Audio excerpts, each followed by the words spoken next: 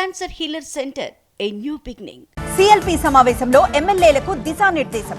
స్థానిక సంస్థ ఎన్నికలకు ముందే సమస్యలు పరిష్కరించుకోవాలన్న సీఎం రేవంత్. ఢిల్లీ పర్యటనలో బీఆర్ఎస్ వర్కింగ్ ప్రెసిడెంట్ కేటీఆర్. ఇలాంటి టాప్ 9 న్యూస్ ఇప్పుడు చూద్దాం. ప్రభుత్వ పథకాలను ప్రజల్లోకి తీసుకువెళ్లాలని ఎమ్మెల్యేలకు చెప్పామన్నారు టీపీసీసీ చీఫ్ మహేష్ కుమార్ గౌడ్. 5 గంటలకు పైగా కొనసాగిన సీఎల్పీ సమావేశంలో స్థానిక సంస్థల్లో అనుసరించాల్సిన వ్యూహాలపై చర్చించారు. జనాలను తప్పుదారి పట్టించేలా బీఆర్ఎస్ ప్రవర్తిస్తోందన్నారు మహేష్ గౌడ్. బీజేపీతో లోపాయికార ఒప్పందం కోసం కేటీఆర్ ఢిల్లీ వెళ్లారన్నారు. బీసీ సంఘాలను బీఆర్ఎస్ బీజేపీ తప్పుదో పట్టిస్తున్నాయని, సూర్యాపేటలో కులగణనపై బహిరంగ సభకు రాహుల్ గాంధీ వస్తారన్నారు. అందరం కలిసికట్టుగా ఉండాలని సీఎల్పీ సమావేశంలో సూచించారు సీఎం రేవంత్ రెడ్డి. కొత్త ఎమ్మెల్యేలకు ఇబ్బందులుంటాయని, త్వరలో వాటిని అధిగమిద్దామన్నారు. ఏదైనా సమస్య ఉంటే తమ దగ్గరే చెప్పాలని, లేకపోతే ఢిల్లీలో ఖర్గే దగ్గర కూడా చెప్పుకోవచ్చన్నారు సీఎం. మంత్రులు, ఎమ్మెల్యేల మధ్య కోఆర్డినేషన్, నియోజకవర్గ నిధులపై మెజారిటీ ఎమ్మెల్యేలు సమావేశంలో ప్రస్తావించారు. స్థానిక ఎన్నికలకి ముందే సమస్యలు పరిష్కరించుకోవాలన్నారు సీఎం రేవంత్ రెడ్డి. తీన్మార్ మల్లన్నకు షోకాస్ నోటీసులు ఇచ్చామన్నారు రాష్ట్ర కాంగ్రెస్ వ్యవహారాల ఇన్ఛార్జ్ దీపాదాస్ మున్షి.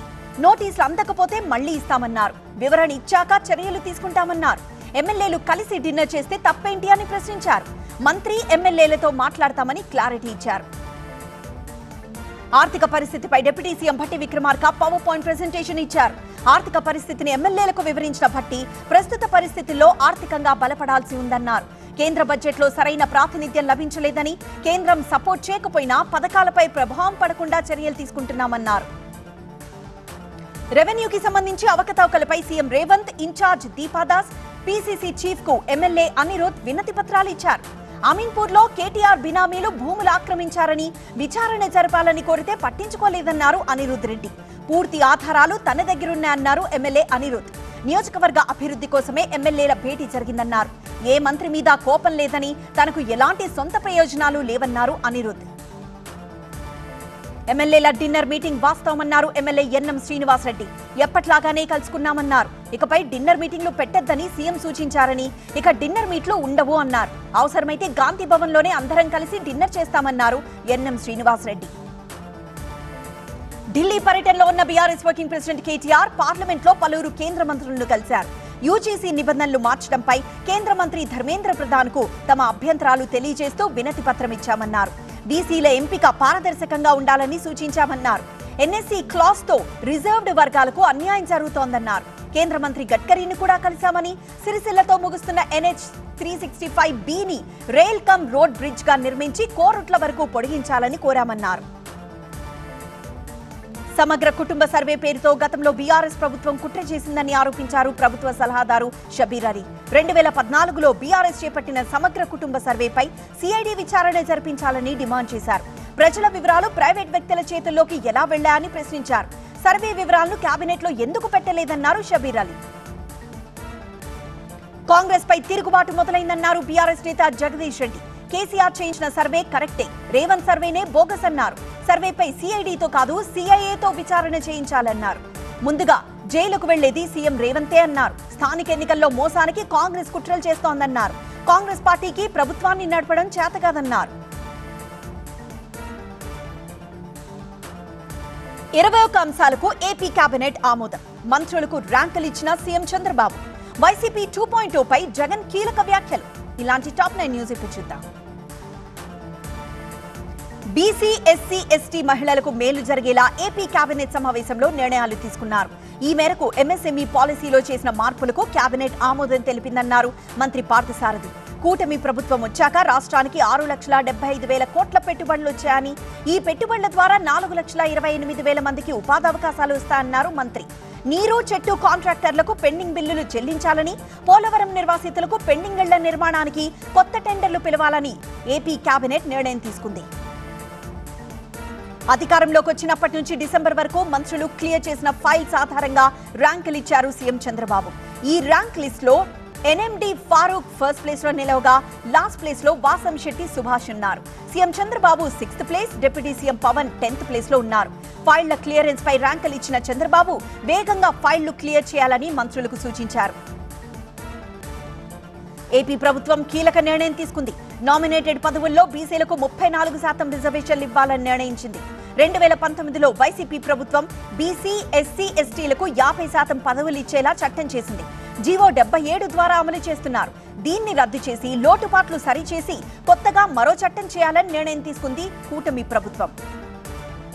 ప్రతిపక్ష హోదా ఇవ్వకపోతే అసెంబ్లీకి వెళ్లేది లేదని తేల్చెప్పారు వైసీపీ అధినేత జగన్. ఓ ఎమ్మెల్యేకి ఇచ్చినంత టైమే తనకు ఇస్తానంటే ఎలా అని ప్రశ్నించారు. అసెంబ్లీలో మైక్ ఇవ్వడం ఇష్టం లేకే ప్రతిపక్ష హోదా ఇవ్వడం లేదన్నారు. వైసీపీ 2.0లో కార్యకర్తలకే ప్రాధాన్యత ఉంటుందన్నారు జగన్. తమ పార్టీ కార్యకర్తలపై ఇప్పుడు తప్పుడు కేసులు పెట్టే అధికారులు మూల్యం చెల్లించుకోక తప్పదన్నారు.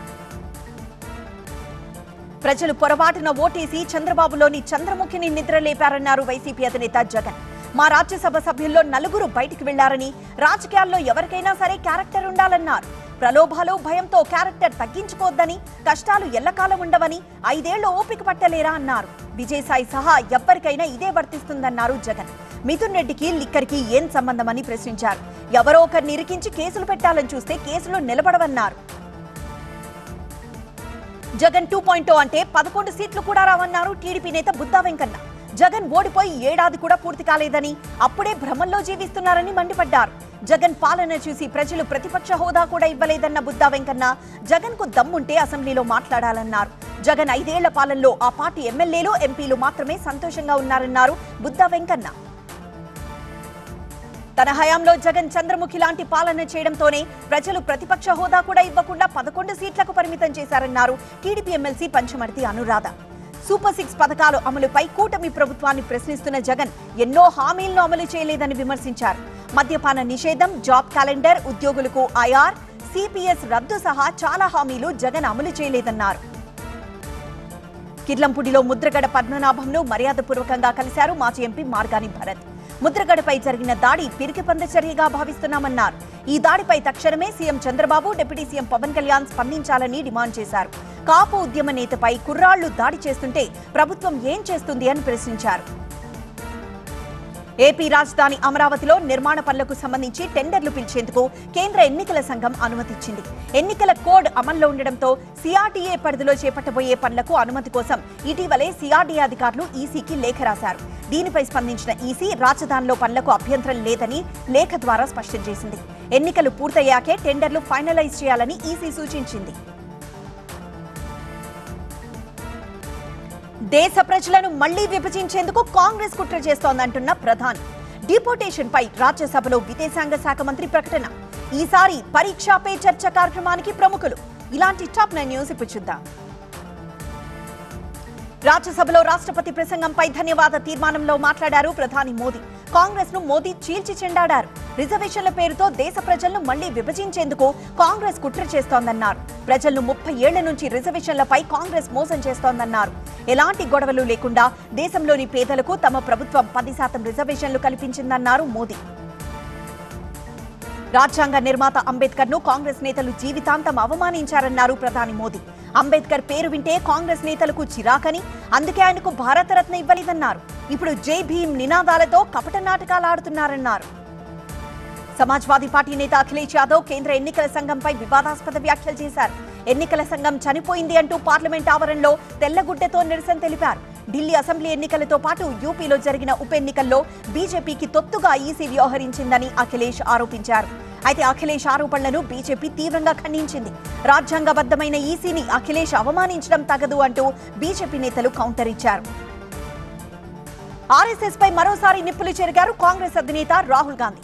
ఈ దేశంలోని చరిత్రలు, ఇతర సంస్కృతులు, సాంప్రదాయాలన్నింటినీ నిర్మూలించడమే ఆర్ఎస్ఎస్ లక్ష్యంగా పెట్టుకుందని ఆరోపించారు. ఈ దేశంలో ఒకటే చరిత్ర, ఒకటే భాష, ఒకే ఎజెండాను ముందుకు తెచ్చేందుకు చేస్తున్న మరో ప్రయత్నమే యూజీసీ అన్నారు రాహుల్. రాజ్యాంగంపై దాడి చేయలేరని ఆర్ఎస్ఎస్ కు అర్థమయ్యేలా చెప్పాలన్నారు రాహుల్. విద్యార్థుల్లో పరీక్షలంటే భయాన్ని పోగొట్టేందుకు ప్రధాని మోదీ ప్రతి ఏడాది పరీక్షా పే చర్చ కార్యక్రమాన్ని నిర్వహిస్తున్నారు. ఈ ఏడాది కూడా ఫిబ్రవరి 10న ఢిల్లీలోని భారత్ మండపం టౌన్ హాల్లో జరగనుంది. అయితే ఎప్పటి మాదిరిగా కాకుండా ఈ ఏడాది ప్రధాని మోదీతో పాటు బాలీవుడ్ నటీనటులు, ఇతర రంగాల ప్రముఖులు కూడా ఇందులో పాల్గొనున్నట్లు తెలిసింది. వీరు తమ అనుభవాలను విద్యార్థులతో పంచుకొని వారిలో స్ఫూర్తి నింపనున్నారు. ఢిల్లీలోని అంతర్జాతీయ విమానాశ్రయంలో 2 ప్రయాణికుల నుంచి 10 కిలోల బంగారాన్ని కస్టమ్స్ అధికారులు స్వాధీనం చేసుకున్నారు. ఇటలీలోని మిలాన్ నుంచి ఢిల్లీ వచ్చిన విమానంలోని ప్రయాణికులను అధికారులు తనిఖీ చేశారు. 5 కిలోల చొప్పున వందల కొద్దీ బంగారు నాణేలు బయటపడ్డాయి. వీటి విలువ 7.8 కోట్లపైనే ఉంటుందని అంచనా వేస్తున్నారు. ఎలాంటి పత్రాలు లేకుండా అక్రమంగా తీసుకొస్తున్నట్లు అధికారులు తెలిపారు. మూసీ పరివాహక ప్రాంత ప్రజలకు అండగా ఉంటామని హామీ. 3 పార్టీలు ఏకమై జగన్ను ఏకాకిని చేస్తామన్న ఆదినారాయణ రెడ్డి. సచివాలయంలో నకిలీ ఉద్యోగుల హల్చల్. ఇలాంటి టాప్ 9 న్యూస్ చూద్దాం. రంగారెడ్డి జిల్లా బండ్లగూడ జాగీర్ మున్సిపల్ కార్పొరేషన్ లో పలు అభివృద్ధి కార్యక్రమాలను ప్రారంభించారు స్పీకర్ ప్రసాద్, మంత్రి శ్రీధర్ బాబు. హిమాయత్ సాగర్ దగ్గర వాటర్ ప్యూరిఫికేషన్ ప్లాంట్, కిస్మత్పూర్ గ్రామంలో సుమారు 12 కోట్ల రూపాయల వ్యయంతో నూతనంగా ఏర్పాటు చేసిన బండ్లగూడ జాగీర్ మున్సిపల్ కార్పొరేషన్ భవనాన్ని ఎమ్మెల్యే ప్రకాష్ గౌడ్ తో కలిసి ప్రారంభించారు. మూసీ పరివాహక ప్రాంత ప్రజలకు తెలంగాణ ప్రభుత్వం అండగా ఉంటుందని నేతలు తెలిపారు. పల్నాడు జిల్లాలోని రామలింగేశ్వర స్వామి ఘాట్ రోడ్ ను పరిశీలించారు ఎమ్మెల్యే జీవి ఆంజనేయులు. ఘాట్ రోడ్ నిర్మాణంలో లోపాలు సరిదిద్ది త్వరలోనే పనులు పూర్తి చేస్తామన్నారు. మాజీ ఎమ్మెల్యే బొల్లా బ్రహ్మనాయుడు ఇష్టారాజ్యంగా చేసిన పనుల్ని ముందు సరిచేస్తామన్నారు. ఇంజనీర్, మాజీ ఎమ్మెల్యే, కాంట్రాక్టర్ దోచుకున్నారని మండిపడ్డారు. కూటమి ప్రభుత్వం వచ్చిన తర్వాత సీఎం చంద్రబాబుకు చెప్పి వెంటనే 2 కోట్ల రూపాయలను మంజూరు చేయించానన్నారు. రామలింగేశ్వర స్వామి గుడిని పర్యాటక కేంద్రంగా, పుణ్యక్షేత్రంగా తీర్చిదిద్దుతామన్నారు. ప్రతిపక్ష హోదా కోల్పోయిన వ్యక్తి జగన్ అని విమర్శించారు జమ్మలమడుగు ఎమ్మెల్యే ఆదినారాయణ రెడ్డి. సొంత తమ్ముడు ముద్దాయని తెలిసినా జగన్ ఆ విషయం బయటికి చెప్పలేదన్నారు. 10,000 కోట్ల రూపాయలతో కడప స్టీల్ ప్లాంట్ ఏర్పాటు చేస్తామన్నారు. 3 పార్టీలు ఏకమై జగన్ను ఏకాకిని చేస్తామన్నారు. కాకినాడ జిల్లా తుని మండలం కుమ్మరిలోవ కాలనీలో పోలవరం లెఫ్ట్ కెనాల్ పనులను గ్రామస్తులు అడ్డుకున్నారు. జేసీబీతో పనులను ప్రారంభించడానికి వెళ్లిన అధికారులను మహిళలు, రైతులు అడ్డుకున్నారు. ఆర్ఆర్ ప్యాకేజ్ ఇచ్చి తమకి న్యాయం చేశాకే పనులకు అనుమతిస్తామంటూ మహిళలు ఆందోళనకు దిగారు. 46 ఎకరాల భూమికి ప్రస్తుత రేట్ల ప్రకారం నష్టపరిహారం ఇవ్వాలని డిమాండ్ చేశారు. దీంతో అధికారులు తాత్కాలికంగా పనులు నిలిపివేశారు. సచివాలయంలో నకిలీ ఉద్యోగులు హల్చల్ చేస్తున్నారు. ఫేక్ ఐడెంటిటీ కార్డులతో సచివాలయంలోకి ఎంట్రీ ఇస్తున్నారు. ఇవాళ మరో ఫేక్ ఉద్యోగిని సెక్రటేరియట్ సెక్యూరిటీ పట్టుకుంది. సైఫాబాద్ పోలీసులకు అప్పగించింది. తహసీల్దార్ పేరిట సచివాలయంలోకి వచ్చిన కొంపల్లి అంజయ్య అనే వ్యక్తిని అనుమానం రావడంతో తనిఖీ చేసి అదుపులోకి తీసుకున్నారు. అతని దగ్గర నుంచి ఫేక్ ఐడీని స్వాధీనం చేసుకున్నారు. నిజామాబాద్ బోధన్ ఎక్సైజ్ పోలీస్ స్టేషన్లలో 154 కేసుల్లో పట్టుబడిన 12 కోట్ల విలువ చేసే గంజాయి, మత్తు పదార్థాలను తగలబెట్టారు. ఇందులో 1700 కిలోల గంజాయి, 64.27 కిలోల అల్ఫోజోలం, 72.2 కిలోల డైజోఫామ్, ఒక గంజాయి మొక్క ఉన్నాయన్నారు అధికారులు. అనుమతులు లేకుండా తరలిస్తున్న 7 ఇసుక లారీలను స్వాధీనం చేసుకున్నారు పామర్రు పోలీసులు. గుడివాడ డీఎస్పీ ఆధ్వర్యంలో ఇసుక లారీలపై దాడులు జరిగాయి. బిల్లులు లేకుండా అధిక లోడుతో ఇసుకను అక్రమంగా తరలిస్తున్నట్లు గుర్తించారు. లారీ యజమానులపై కేసులు నమోదు చేసి దర్యాప్తు చేస్తున్నారు. రంగారెడ్డి జిల్లా కలెక్టరేట్ ముందు తమ న్యాయమైన డిమాండ్ను నెరవేర్చాలని డిమాండ్ చేస్తూ బీఆర్ఏ వారసులు నిరసన చేపట్టారు. ఇటీవలే బీఆర్ఏ వారసులకు ఉద్యోగాలు ఇవ్వాలని డిమాండ్ చేస్తూ మినిస్టర్ క్వార్టర్స్ ను ముట్టడించగా పోలీసులు అరెస్ట్ చేశారు. దీంతో నల్ల బ్యాడ్జీలు ధరించి రంగారెడ్డి జిల్లా కొంగరకలాన్లోని కలెక్టరేట్ గేట్ ముందు ధర్నా చేపట్టారు. కాంగ్రెస్ పార్టీ ఇచ్చిన హామీని నెరవేర్చాలని డిమాండ్ చేశారు. కృష్ణా జిల్లా మోపిదేవిలో శ్రీ సుబ్రహ్మణ్యేశ్వర స్వామి తెప్పోత్సవం అంగరంగ వైభవంగా నిర్వహించారు. ఆలయ చరిత్రలో తొలిసారి స్వామివారు భక్తులకు తెప్పోత్సవంలో దర్శనమిచ్చారు. ఆలయ కోనేరు అభివృద్ధి తర్వాత తొలిసారి హంసవాహనంపై వల్లీ దేవసేన సమేతంగా స్వామివారి తెప్పోత్సవం జరిగింది. స్వామివారి తెప్పోత్సవ వేడుకలను తిలకించేందుకు పెద్ద సంఖ్యలో భక్తులు తరలివచ్చారు. పాలమూరు రంగారెడ్డి ఎత్తిపోతల పథకానికి జాతీయ హోదాపై కేంద్రం ప్రకటన. తెలుగు ఫిల్మ్ ఛాంబర్ కీలక నిర్ణయం. చంద్రయాన్ ప్రయోగంపై కేంద్ర మంత్రి జితేంద్ర సింగ్ క్లారిటీ. ఇలాంటి టాప్ 9 న్యూస్ ఇప్పుడు చూద్దాం. ముఖ్యమంత్రి రేవంత్ రెడ్డిని మర్యాదపూర్వకంగా కలిశారు ఈషా ఫౌండేషన్ వ్యవస్థాపకులు సద్గురు జగ్గి వాసుదేవ్. ఈషా ఫౌండేషన్ లో జరిగే వేడుకలకు హాజరు కావాలని సీఎం రేవంత్ రెడ్డిని కోరారు సద్గురు. పాలమూరు రంగారెడ్డి ఎత్తిపోతల పథకానికి ప్రస్తుత పరిస్థితుల్లో జాతీయ హోదా సాధ్యం కాదని కేంద్ర జల మంత్రిత్వ శాఖ స్పష్టం చేసింది. తెలుగు రాష్ట్రాల్లో ఏ ఒక్క ఎత్తిపోతల పథకానికి జాతీయ హోదా లేదని, పాలమూరు రంగారెడ్డి ఎత్తిపోతల పథకానికి జాతీయ హోదా కల్పించాలని తెలంగాణ ప్రభుత్వం డిమాండ్ చేసింది. తెలంగాణ ప్రభుత్వం విడుదల చేసిన కులగణన అంతా తప్పుల తడకగా ఉందన్నారు బీసీ సంక్షేమ సంఘం జాతీయ అధ్యక్షుడు జాజుల శ్రీనివాస్ గౌడ్. బీసీలకు అన్యాయం జరుగుతోందని ఆందోళన వ్యక్తం చేశారు. తెలుగు ఫిల్మ్ ఛాంబర్ కీలక నిర్ణయం తీసుకుంది. ఇకపై ప్రతి సంవత్సరం ఛాంబర్ నుంచి అవార్డులు ఇవ్వాలని నిర్ణయించింది. ఫిబ్రవరి 6వ తేదీన ప్రతి సంవత్సరం తెలుగు సినిమా పుట్టినరోజు వేడుకల్లోనే అవార్డులు ఇవ్వాలనే నిర్ణయానికి వచ్చారు. ఆర్జే శేఖర్ భాషాపై నార్సింగి పిఎస్ లో మరో కేసు నమోదైంది. శేఖర్ భాషాపై ఫిర్యాదు చేశారు మహిళా కొరియోగ్రాఫర్. జానీ మాస్టర్ కేసులో విచారణ జరుగుతూ ఉండగా కాల్ రికార్డ్స్ లీక్ చేశారని కొరియోగ్రాఫర్ ఫిర్యాదు చేసింది. లావణ్యతో తనకు ప్రాణహాని ఉందన్నారు శేఖర్ భాష. తనను చంపేందుకు లావణ్య ప్రయత్నిస్తోందని ఆరోపించారు. డ్రగ్స్ కేసుల నుంచి బయటపడేందుకే లావణ్య డ్రామాలాడుతోందని, మస్తాన్ సాయి హార్డ్ డిస్క్ లో 200 మంది అమ్మాయిల వీడియోలు అనేది అబద్ధమన్నారు. రాచకొండ కమిషనరేట్ పరిధిలో నెల రోజుల వ్యవధిలో 3 కోట్ల విలువైన 1016 మొబైల్ ఫోన్లను పోలీసులు రికవర్ చేశారు. తమ మొబైల్ ఫోన్ పోయిన వెంటనే CEIR పోర్టల్లో రిజిస్టర్ చేసుకోవడం ద్వారా ఫోన్ లొకేషన్ ట్రేస్ చేసి రికవర్ చేయడం జరుగుతోందన్నారు రాచకొండ సిపి సుధీర్ బాబు. భారత్ చంద్రయాన్ 4 సన్నాహాలు చేస్తోందని, 2027లో చంద్రయాన్ మిషన్ ను ప్రయోగిస్తామన్నారు కేంద్ర మంత్రి జితేంద్ర సింగ్. చంద్రుడి ఉపరితల నమూనాలను సేకరించి తిరిగి భూమికి చేరుకోవడమే చంద్రయాన్ 4 మిషన్ లక్ష్యమన్నారు. మధ్యప్రదేశ్లోని శివపురిలో ఎయిర్ ఫోర్స్ హెలికాప్టర్ కుప్పకూలింది. పొలాల్లో జెట్ ఫైటర్ క్రాష్ ల్యాండింగ్ అయింది. అయితే అందులో ఉన్న 2 పైలట్లు పారాషూట్ల సాయంతో కిందకి దూకి ప్రాణాలు దక్కించుకున్నారు. పనామా కెనాల్ విషయంలో చెరో మాట. ట్రంప్ ఆలోచనలో తప్పేమీ లేదన్న నెతన్యాహు. ఆస్ట్రేలియాకు మరో షాక్. ఇలాంటి టాప్ 9 న్యూస్ ఇప్పుడు చూద్దాం. ఐసీసీ ఛాంపియన్స్ ట్రోఫీకి ముందు ఆసీస్ కి మరో షాక్ తగిలింది. ఆల్రౌండర్ మార్క్స్ స్టోయినిస్ వన్డేలకు రిటైర్మెంట్ ప్రకటించాడు. 2015లో అంతర్జాతీయ క్రికెట్లోకి అడుగుపెట్టిన స్టోయినిస్ ఇప్పటి వరకు 71 వన్డేలు, 74 అంతర్జాతీయ T20లు ఆడాడు. టీమిండియా వన్డే సిరీస్ లో బోణి కొట్టింది. 3 మ్యాచ్ల సిరీస్ లో భాగంగా నాగ్పూర్ వేదికగా జరిగిన తొలి మ్యాచ్ లో ఘన విజయం సాధించింది. 4 వికెట్ల తేడాతో ప్రత్యర్థి ఇంగ్లాండ్ ను ఓడించింది.